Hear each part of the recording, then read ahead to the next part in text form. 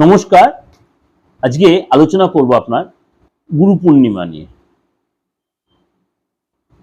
আপনাদের অনেকেই নানা রকম প্রবলেমের সম্মুখীন হন, কিন্তু এই দিনটা এমন একটা দিন, কিছু উপাচার, কিছু টোটকা যদি করতে পারেন যথেষ্ট উপকৃত হবেন। তার আগে গুরু পূর্ণিমার সময়টি একটু আপনাদের কাছে বলে দিই। গুরু পূর্ণিমা বিশুদ্ধ সিদ্ধান্ত পঞ্জিকা মতে 28শে জুলাই মঙ্গলবার সন্ধ্যে 6:20 পূর্ণিমা তিথি আরম্ভ হবে। বিশুদ্ধ সিদ্ধান্ত পঞ্জিকা মতে 28শে জুলাই মঙ্গলবার সন্ধ্যে 6:20 পূর্ণিমা তিথি আরম্ভ হবে। 29শে জুলাই বুধবার রাত 8টা 6 মিনিট পর্যন্ত এই পুণ্যতিথি থাকবে। 29শে বুধবার রাত 8টা 6 মিনিট পর্যন্ত পুণ্যতিথি থাকবে। অর্থাৎ আপনারা এই সময় গুরু পূর্ণিমার পবিত্র তিথিতে কি কি উপাচার করলে বা বাস্তুশাস্ত্রে কি কি কাজ করলে আপনারা বাস্তুর নেগেটিভ পাওয়ারটা কাটাতে পারবেন বা কিছুটা ডেভেলপ, এমন কিছু খরচ সাপেক্ষ নয়, খুবই অল্প অর্থের মধ্যে আপনার কাজগুলো কিন্তু করতেই পারেন। প্রথমে বলি, সত্যনারায়ণের পুজো অবশ্যই করবেন, অবশ্যই লক্ষ্মী নারায়ণকে সিন্নি দেবেন, লক্ষ্মীনারায়ণকে অবশ্যই সিন্নি দেবেন এবং অবশ্যই নারায়ণকে কিন্তু তুলসী দেবেন, কিন্তু লক্ষ্মী কিন্তু ভুলেও তুলসী দেবেন না, নারায়ণকে তুলসী দেবেন। এবং পাঁচালী যদি পড়তে আপনি পারেন, অবশ্যই পাঁচালী পড়বেন, সত্যনারায়ণ পাঁচালীটা অবশ্যই পড়বেন। এবং বাড়িতে অন্তত পক্ষে 4টে প্রদীপ জ্বালাবেন, ঘিয়ের প্রদীপ জ্বালাবেন, তুলোর সলতে দিয়ে জ্বালাবেন, তুলোর সলতে দিয়ে ঘিয়ের প্রদীপ জ্বালাবেন। সেটা আপনি বুধবারও জ্বালাবেন। আমরা কম বেশি হিন্দু ধর্মে প্রত্যেক কম বেশি বাড়িতে সন্ধ্যাবেলা প্রদীপ জ্বালাই, কিন্তু ঘিয়ের প্রদীপ মাটির প্রদীপে জ্বালাবেন। সেটা ইউজ করবে, সেটা জলে হয়ে যাওয়ার পর পূর্ণিমা তিথির পর সেটা জলে ভাসিয়েও দেবেন। ঘিয়ের প্রদীপ জ্বালাবেন, অবশ্যই সেটাতে কর্পূর দিয়ে জ্বালাবেন। ঘি দেবেন, কর্পূর দেবেন, ভালো করে শুনবেন। অবশ্যই তাতে এলাচ দেবেন, 1টা এলাচ, 3টে লবঙ্গ। এবং এই দিন একদম গোটা একটা তেজপাতার মধ্যে আপনি নিজের মনের ইচ্ছাটা জানাবেন, লিখবেন। কি দিয়ে লিখবেন? সবুজ অথবা নীল কালি দিয়ে নিজের উইশটা জানাবেন। লিখুন না, করুন না, বিশাল তো লস কিছু হচ্ছে না, করুন না, উপকৃত হবেন। লিখে কি করবেন? রেখে দেবেন না, তার মধ্যে এই উপাচারটা আমি এর আগেও দিয়েছিলাম। 3টে লবঙ্গ দেবেন, 1টা এলাচ দেবেন, দিয়ে সেটাকে ভালো করে মুড়ে নিজের ইচ্ছাটা জানিয়ে অবশ্যই সত্যনারায়ণ নামটা লিখবেন বা ওং লক্ষ্মী দ্রব্যই নমঃ কথাটা লিখবেন এবং তার উদ্দেশ্যে সেটা রেখে দেবেন ভালো করে মুড়ে। যদি মঙ্গলবার করেন সারাদিন রেখে দেবেন, বুধবার করেন রেখে দেবেন, বৃহস্পতিবার এটা পোড়াবেন না, শুক্রবারও করবেন না, শনিবার এটাকে আপনি পুড়িয়ে দেবেন, কর্পূর দিয়ে পোড়াবেন। তাহলে মঙ্গলবার করলে রেখে দেবেন, পূর্ণিমা তিথি থাকাকালীন, বুধবার করলে সেটাও রেখে দেবেন, বৃহস্পতিবার পোড়াবেন না, শুক্রবারও পোড়াবেন না, বৃহস্পতিবার পোড়াবেন না, শুক্রবারও পোড়াবেন না, এটা শনিবার গিয়ে পোড়াবেন। পুড়িয়ে সেই যে ছাইটা হলো সেটা আপনি বাতাসে উড়িয়ে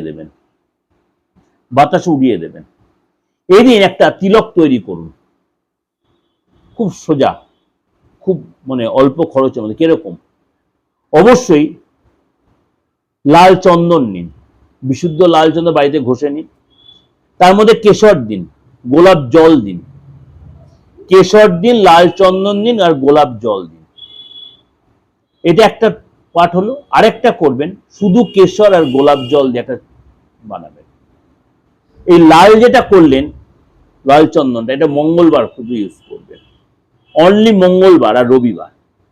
বাকি যে দিনগুলো সেটা হচ্ছে এই কেশর দিয়ে, সাদা চন্দন দিয়ে সেটা করবেন আপনি আদার্স দিনগুলো। করে দেখুন, যে কোনো কাজে বেড়ানোর সাইডে করে বেড়ান, রেজাল্ট পাবেন। এই পূর্ণিমার দিন অবশ্যই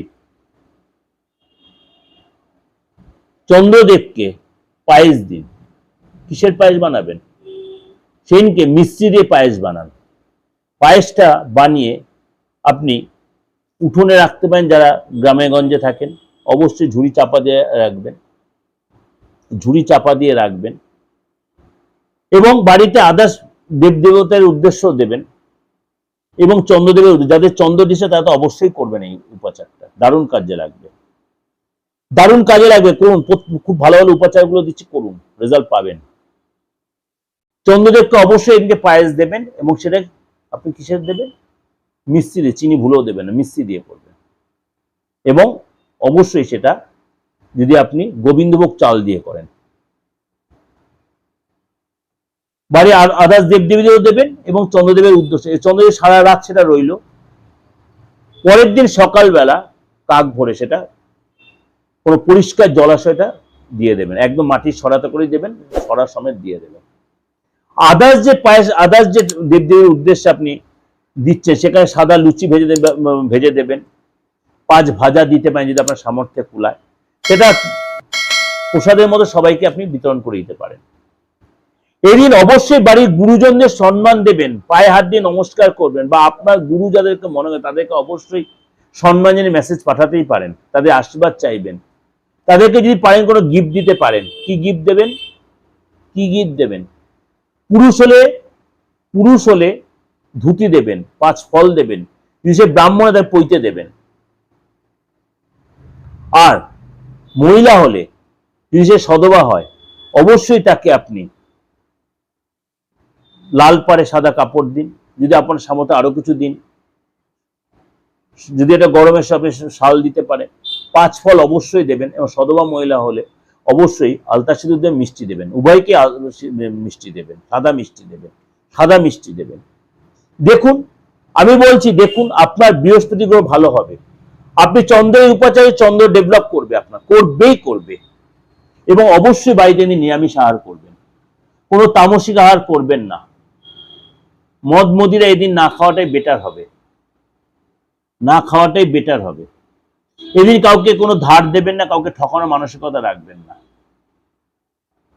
ধার দেবেন না, ধার নেবেন না। বাড়িটা সাফ সুতরাং রাখবেন, পরিষ্কার পরিচ্ছন্ন রাখবেন, ছেঁড়া ফেরা জামা কাপড় ভুলে পরবেন না। যদি ছেঁড়া মানে আপনার সামর্থ্য না, আপনি সেলাই করে পরুন, ছেঁড়াটা পরবেন না। আর পুরুষরা অবশ্যই ধুতি পরার চেষ্টা করুন, মহিলারা অবশ্যই শাড়ি পরার চেষ্টা করুন। যে যখন পুজো করবেন, মানে হাফ প্যান্ট খারাপভাবে নেবেন না, বা ওই নাইটি জাতীয় পোশাক, এইগুলো যদি অ্যাভয়েড করে পুজোর স্থলে বসেন, সেটা ভালো হবে। এবং সন্ধ্যাবেলাটা অবশ্যই ধূপদীপ জ্বালাবেন, সন্ধ্যাবেলাটা অবশ্যই ধূপদীপ জ্বালাবেন। এবং অবশ্যই লক্ষ্মীনারায়ণের উদ্দেশ্যে অবশ্যই সে প্রসাদ দেবেন, ফল দেবেন, মিষ্টি দেবেন, এটা করবে অবশ্যই। যদি আপনি পায়েস নেন, অবশ্যই দই দেবেন, বাজারে কেনা দই হলেও হবে, দই দেবেন। অর্থাৎ মিষ্টান্ন দেবেন, সাদা মিষ্টান্ন অবশ্যই দেওয়ার চেষ্টা, যারা পুজো করছেন সাদা মিষ্টান্ন অবশ্যই দেওয়ার চেষ্টা করবেন। আরেকটা কাজ এদিন করতে পারেন আপনারা, এই গুরু পূর্ণিমার দিন, গুরু পূর্ণিমার দিন আপনারা অবশ্যই যদি পারেন শিবলিঙ্গে চামেলির তেল অর্পণ করুন, শিবলিঙ্গে এদিন চামেলির তেল অর্পণ করুন। আপনার অনেক বাধা বিঘ্ন কেটে যাবেন, অবস্ট্রাকশন কেটে যাবে, আপনার চন্দ্রদেব ভালো হবে, আপনার রাহুর দোষ কাটবে, শনির দোষ কাটবে, রবির দোষ কাটবে। চামেলি তেল করে, ইয়ে নয়, সরষের তেল নয়, চামেলি তেল দেবেন। সাদা চন্দন দেবেন, লাল চন্দন দেবেন না, সাদা চন্দন দেবেন। ছোলার ছাতু অর্পণ করবেন এই দিন, দেবাদিদেব মহাদেব, শ্রাবণ মাস অর্পণ করবেন। এবং পূর্ব দিয়ে মুখ করে বসে পুজো করবেন। তবে যেটাই করবেন ভক্তি ভরে করবেন, নিরামিষ আহার করবেন, উপবাস থাকার দরকার নেই। আমি বলছি নিরামিষ আহার করবেন, তাহলেই হবে, কারণ সরাসরি বিশ্বাসে মিলাই বসে তর্কে বহুদূর। আর আপনি পূর্ণিমার পুজো করুন বা দেবাদেব মহাদেব পুজো, প্লাস্টিকের পাত্রে কোনো ভোগ দেবেন না, ভোগে কখনো প্লাস্টিকের পাত্র কিন্তু ইউজ করতে নেই, তাহলে সেটা আপনার কার্যসিদ্ধ হয় না।